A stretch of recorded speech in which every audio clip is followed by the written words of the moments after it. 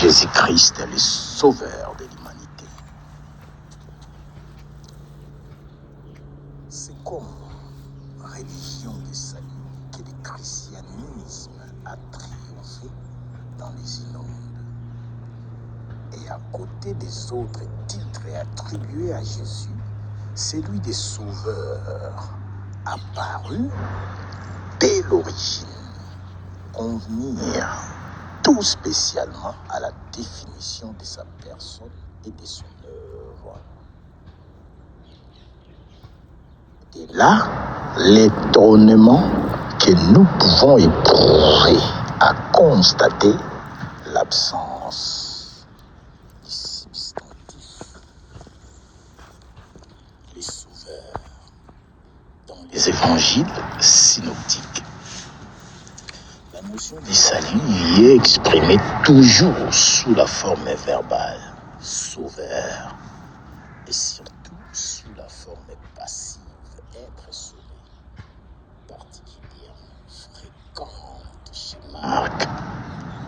Dans les textes, chez le plus souvent la face négative du salut, qui est le plus directement souligné. Être sauvé, c'est être préservé. Préservation de la mort. Sauve-nous. Nous périssons. Marc 8, 25. On peut voir aussi Matthieu 14, 30, Marc 15, 30. Sauve-nous de la maladie. Tout ce qui les touchait était sauvé. Marc 5, 29. Matthieu 9, 22. Luc 8, 44. Des châtiments et de la perdition éternelle, qui persévérera jusqu'à la fin sera sauvé. Celui qui persévérera jusqu'à la fin sera sauvé. Marc 13, 13.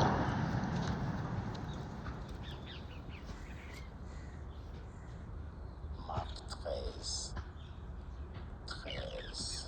La Bible dit: vous serez haïs de tous à cause de mon nom, mais celui qui persévérera jusqu'à la fin sera sauvé.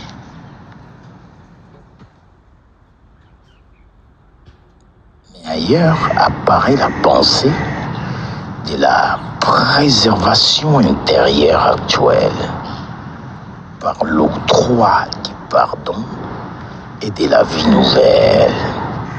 Le Fils de l'homme est venu chercher et sauver ce qui était perdu, dit Jésus à Zachée repentant. Luc 19, 10. Luc 7, 50 aussi. Disons d'abord Luc 19, 10. Luc 19, verset 10e. Car le Fils de l'homme est venu chercher et sauver ce qui était perdu. Et nous allons lire encore Luc 7, 50.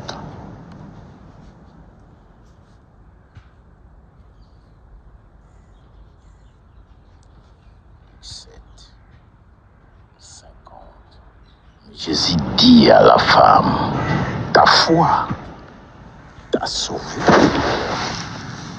Va en paix. Être sauvé, c'est dans la pensée de Jésus être guéri, être pardonné par l'entrée dans le royaume de Dieu dont il manifeste la présence et inaugure la venue. Le quatrième évangile salue en Jésus les sauveurs du monde. Ne développe pas seulement l'idée de l'universalité de l'œuvre de Jésus. Il en souligne aussi constamment la portée positive mettant en étroite relation l'idée du salut en celle de la vie. Si on veut définir la vie,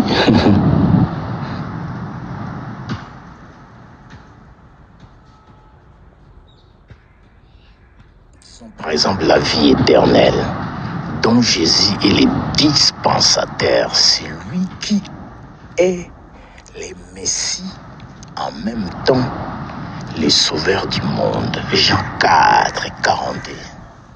Le Père a envoyé son Fils comme sauveur du monde. 1 Jean 4, 14.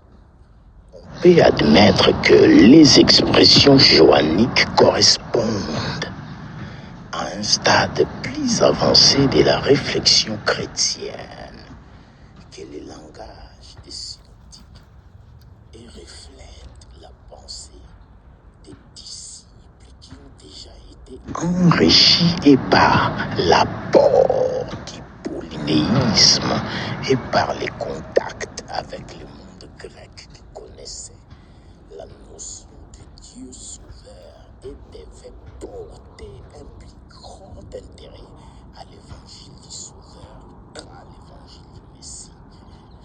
Mais avant d'intégrer les rapprochements possibles entre l'hellénisme et le christianisme primitif, il convient d'affirmer nettement que c'est par un développement original et interne que la foi des premiers témoins de Jésus s'est épanouie en un culte du Sauveur.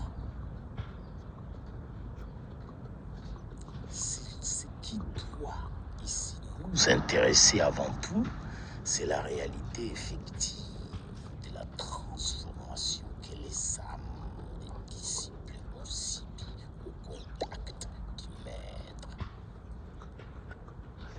Les premières sociétés des amis de Jésus a été une société de guéris et de pardonnés.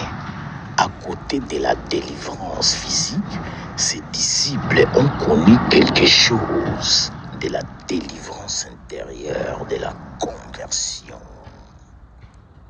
Le caractère victorieux et décisif de cette crise ne devait sans doute s'affirmer qu'après la mort et la résurrection du Christ. Mais la crise sanitaire était déjà engagée pour ces hommes qui, en face du sang et du Christ, se sont ouverts simultanément et à une conscience toute nouvelle de leur détresse et de leur péché. Et à la joie du pardon reçu, Jésus crée dans les âmes une expérience inédite qui est bien celle du salut. Être avec lui, c'est pénétrer dans les secrets de sa propre vie, animée tout entière par la confiance filiale au Dieu d'amour. Le Christ conduit l'éducation des siens jusqu'à ce but suprême de se sentir délivré de la servitude du péché et de la crainte du châtiment par la présence immédiatement ressentie du Dieu d'amour qui leur révèle par son enseignement et par sa personne même. Jésus est leur sauveur en ce qu'il est pour eux directement le créateur de la confiance, les transparents du Père. C'est dans leur attachement à lui qu'ils sont certains d'être incorporés au royaume de Dieu. Le salut est pour eux dans la réalité de leur transformation intérieure, qui n'est d'ailleurs que les gages de la transformation plus complète de l'avenir. La mort et la résurrection du Christ donneront seulement la pleine clarté à l'idée du Sauveur. Elle signifie enfin l'abandon résolu de toutes les survivances du faux messianisme matérialiste et conféreront au Christ son vrai caractère de Sauveur vivant, d'être divin et spirituel, dont la présence active peut s'affirmer indépendamment de toute présence matérielle. En résumé, les expériences de ceux qui ont accompagné Jésus sur le chemin de la terre aboutissaient à saluer les sauveurs au sens précis du terme, c'est-à-dire celui qui libère les âmes de la servitude et de la mort, en les faisant entrer dans la communion joyeuse avec le Père, qui pardonne et communique sa vie.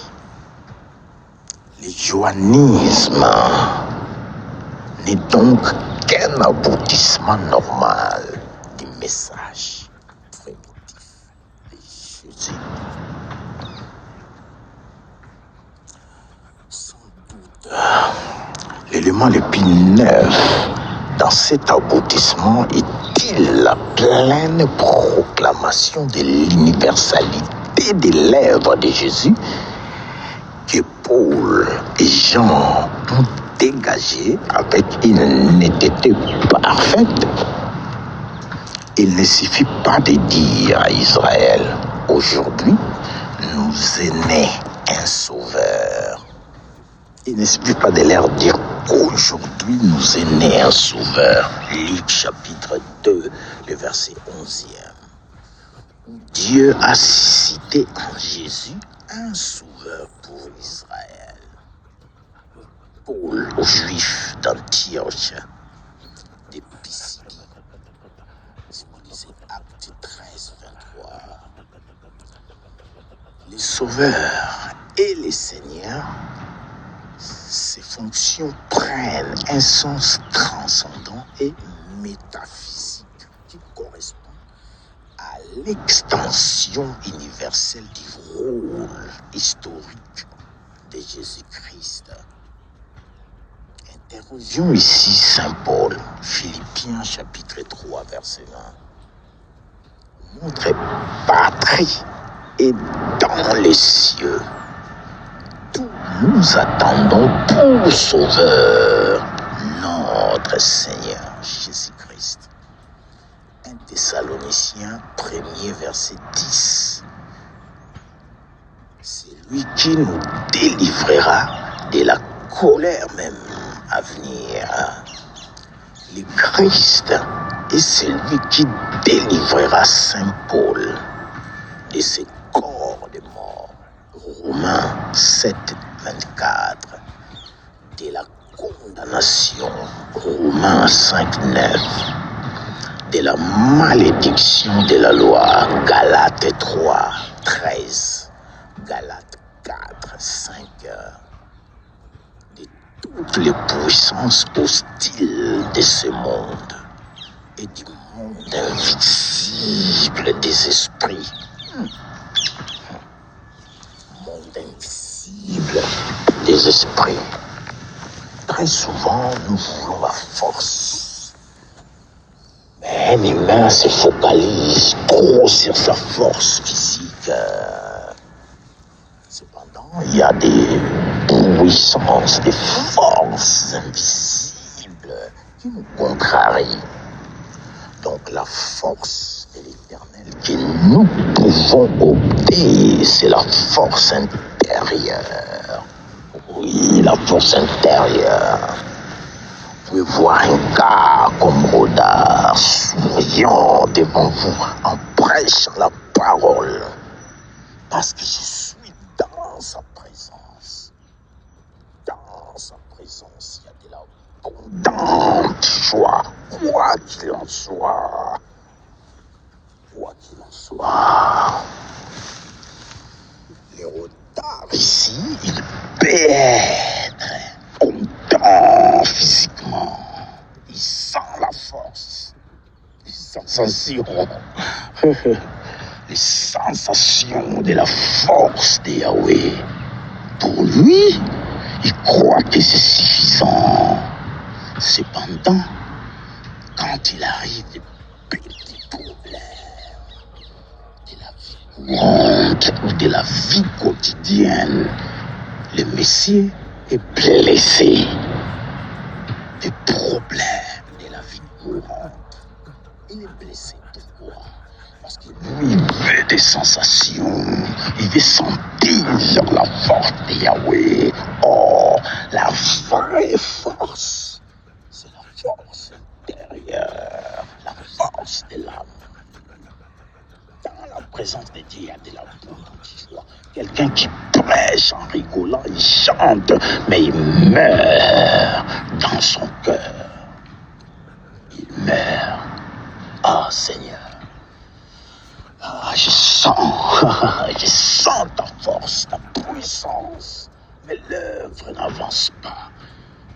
La réalité que le monde veut voir, on ne voit pas. Les miracles, les prodiges, on les voit. On vit les miracles. Parce que ce n'est pas à cause de qui que ce soit sur cette terre. Mais c'est à cause de ton nom, Seigneur. À cause de ton nom, tu accomplis tout ce que tu accomplis. Tu accomplis tout ce que tu accomplis. L'homme veut voir. L'homme veut voir, Seigneur, quoi faire avec cette équation. Tu nous as bien dit, nous ne marchons pas à la vue, nous marchons par la foi. Yahweh, beaucoup sont allés plus loin en disant, cet homme, forcément, Dieu n'est pas avec lui. Ils veulent voir, Seigneur. Qu'est-ce que tu vas répondre à leur incrédulité? Qu'est-ce que tu vas répondre, Yahweh? Qu'est-ce que tu vas répondre à leur incrédulité? La force intérieure, c'est ça qui convient. Pour renverser toutes ces forces invisibles que l'homme ne voit pas. L'homme veut voir. Mais ce qu'on ne voit pas, si on n'arrive pas à les maîtriser, on ne verra rien.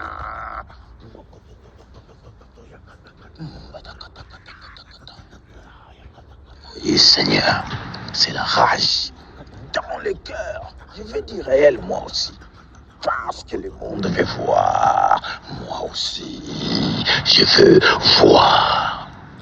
Je veux du réel. Mon Père, tant que je prie, Dieu, l'alpha et l'oméga, c'est lui qui était. Dieu, c'est lui qui doit venir, le commencement et la fin. Seigneur, tu connais toutes choses. Du néant, tu vois ce qui doit être. Même c'est toi qui fais que les choses qui devaient être doivent être. C'est toi-même l'auteur. Tout ce que nous pouvons contempler. Père, tu fais du réel. Oui, il y a trop d'incrédulité, papa. Je fais du réel. Je fais du réel. Je fais du réel. Dans les saluts, je pense que c'est du réel. C'est le salut qui est vrai. Dieu est venu pour ça. Le salut.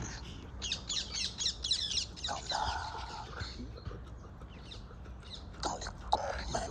Tu guéris les malades, tu ressuscites les morts. Tu guéris les malades. Ce qui te touchait te guérit. Ce qui croisait ta route, je te plie les mains. Je vais dire réellement aussi. Donne-moi aussi ta force intérieure.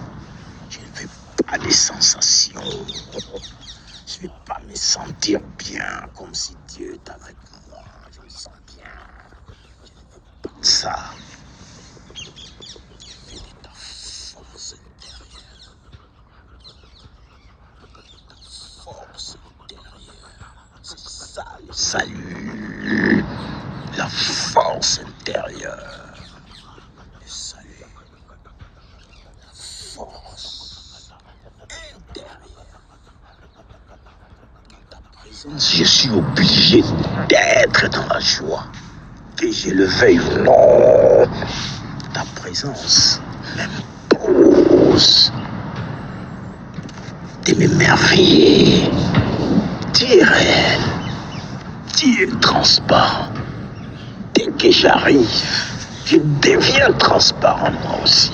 On voit tout comme dans un miroir. On voit tout comme dans un miroir. Transparent. Transparent.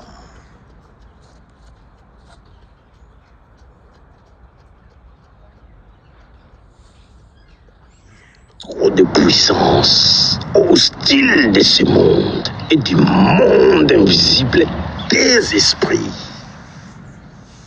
On doit gérer ce monde invisible des esprits. Voilà pourquoi la force intérieure est requise. À tous égards, l'œuvre de Jésus est une source de libération pour nous. Cette œuvre commence ici-bas et aspire à son achèvement futur au jour du Christ. Du point de vue de Dieu, l'œuvre du Christ est achevée.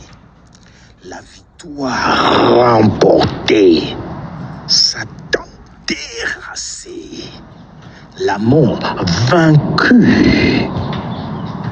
De là, cette sorte de tension grandiose qui caractérise la foi et la théologie des saints pour le même.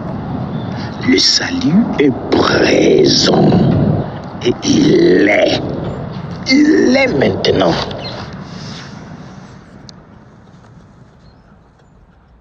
Le futur, c'est aussi l'œuvre de Jésus, est parfaitement accomplie et elle se poursuit dans son fond dernier, dans sa teneur spirituelle. Sinon, dans ces formules, cette pensée nous ferait correspondre fidèlement au message de Jésus historique. Le royaume est à la fois présent et futur. Le royaume est à la fois présent et pour demain.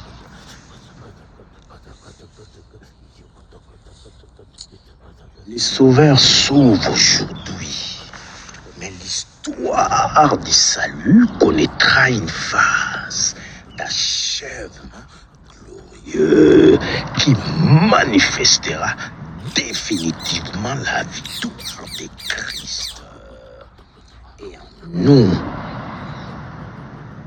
et dans l'univers.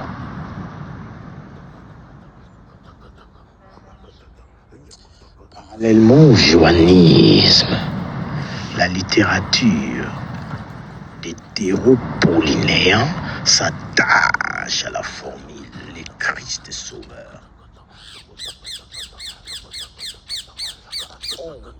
Et les sauveurs de l'Église sont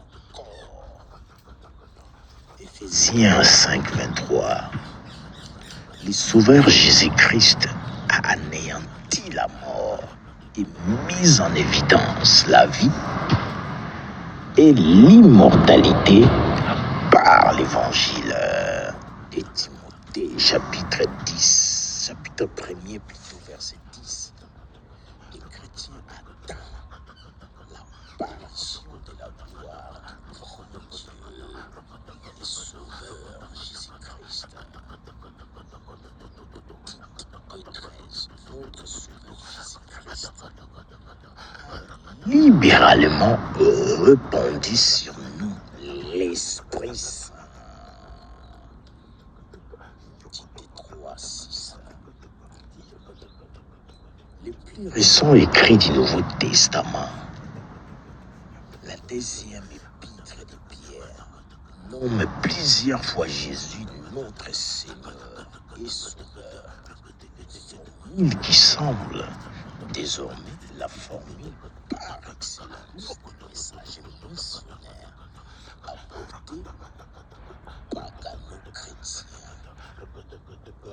Le titre de Sauveur, comme celui des Seigneurs, devait en effet éveiller l'attention du monde païen.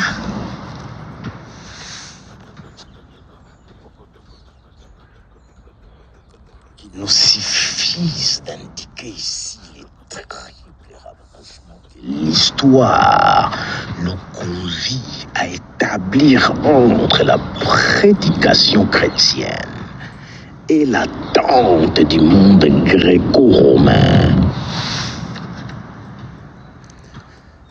L'idée du Sauveur, bienfaiteur et guérisseur de nombreuses âmes, s'attacher au culte du Dieu médecin,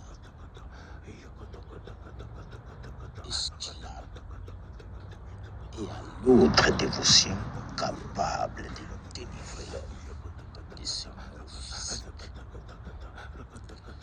La force du christianisme fut non seulement d'opposer une thérapeutique à une autre, mais de ne pas dissocier la détresse du corps de la détresse de l'âme, de proclamer l'universalité du mal spirituel.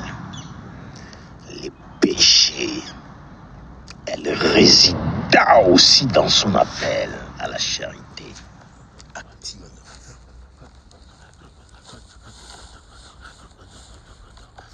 En offrant la guérison par un sauveur divin, la religion nouvelle va pousser ses adeptes à s'intéresser personnellement, avec amour et dévouement, aux sortes des malades et des perdus.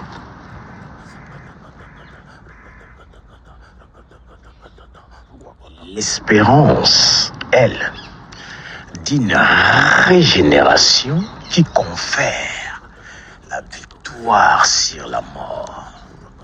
Ici, la concurrence fut particulièrement prolongée et vive entre le christianisme et les religions des mystères, dont la plus remarquable fut celle des Mitra. La force du christianisme a résidé dans des solides assises historiques, dans l'authenticité de la vie pure et simple de Jésus, dans les messages précis de la résurrection, sur la qualité morale de la vie du converti chrétien. Les autres économies de salut, même les plus intelligentes, demeuraient asservies à un ritualisme qui compromettait leur portée spirituelle. Elles imaginaient une divinité victorieuse de la mort, sans avoir la ressource de la présenter avec la précision que les chrétiens apportent dans leur message de Christ. Vivant, personne concrète, transcendante sans doute, mais définie par l'exégèse de l'histoire.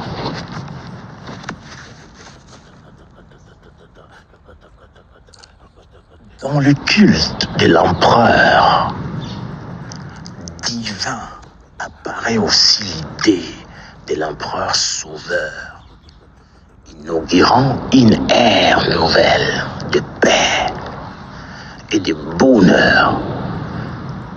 Peut-être l'expression Timothée 6,15 s'oppose-t-elle aux formules païennes saluant l'avènement d'un monarque divinisé.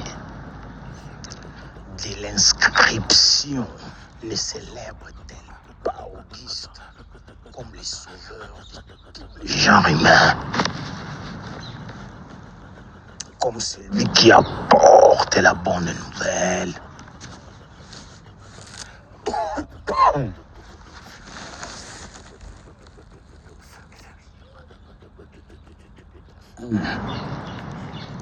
Rome adoptait l'idée préparée en Orient à l'époque d'Alexandre de l'apparition de l'homme prédestiné d'un Dieu qui s'incarne pour inaugurer une époque bénie de l'histoire des hommes.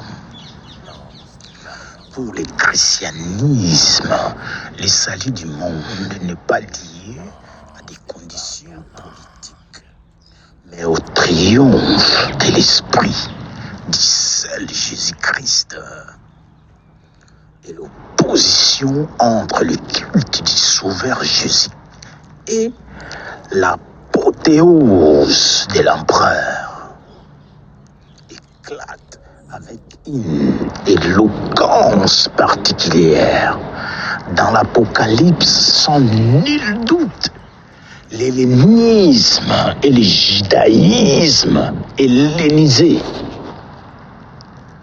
connaissent la notion de Dieu sauveur sous des formes multiples.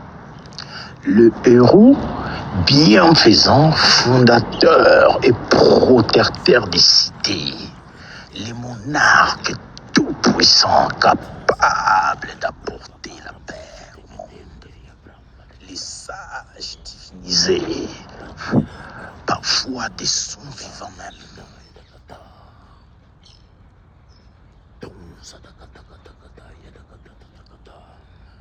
Les figures mythologiques des dieux libérateurs, Orphée. Et au-delà de l'hellénisme, il faudrait ici noter des vieilles représentations asiatiques et orientales, celles de l'Iran et celles de l'Égypte. Développement de notions mythiques des héros sauveurs qui pourraient être rapprochés de l'idée du Messie sous sa forme apocalyptique et transcendante.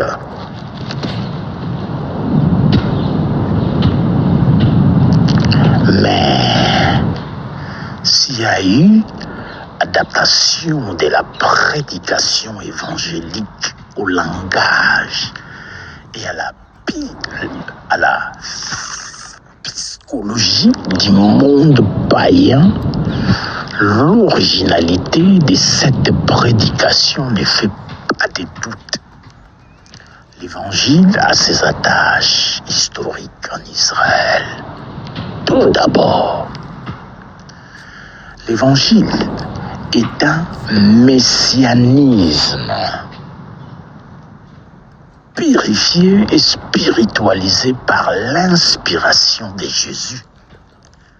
La doctrine biblique, ce que le seul sauveur est Dieu. Dieu qui ressuscité, pense l'ancien Israël, un nouveau David, roi idéal, prêtre, pur, juge céleste, descendant sur terre.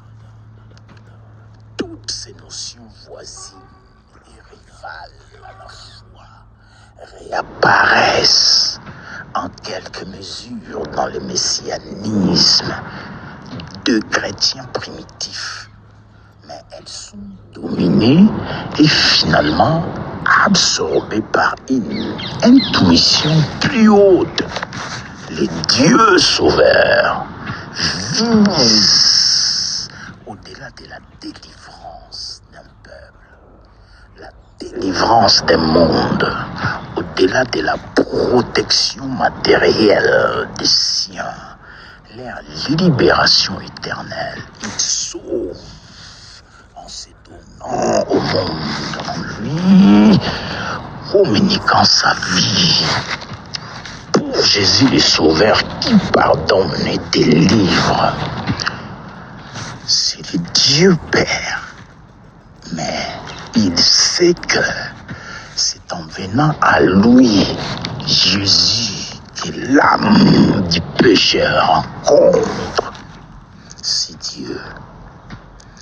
Et en voulant être le Messie qui donne sa vie pour le sien, il personnalise désormais l'acte du Dieu sauveur. L'amour qui se sacrifie pour libérer et de l'ordre du divin. Désormais, l'œuvre du Sauveur dépasse l'aspect de l'histoire. Elle se fonde sur une intention éternelle d'amour. De là, les cultes du Christ, Dieu et Sauveur, en tant qu'il a agi en Christ, qu'il s'est défini en lui. Jésus s'est offert à Dieu pour la réalisation de son intention salvatrice. Et il n'a pu la réaliser que parce qu'il avait été suscité par Dieu en vue de ce but, que parce qu'il avait reçu du Père les privilèges du Fils bien-aimé, le rôle sotériologique du Christ conduit nécessairement à poser les problèmes christologiques. Celui qui a eu le pouvoir d'être le sauveur du monde a été en un sens unique incarnation de l'Esprit, le Fils de Dieu. Fils de Dieu.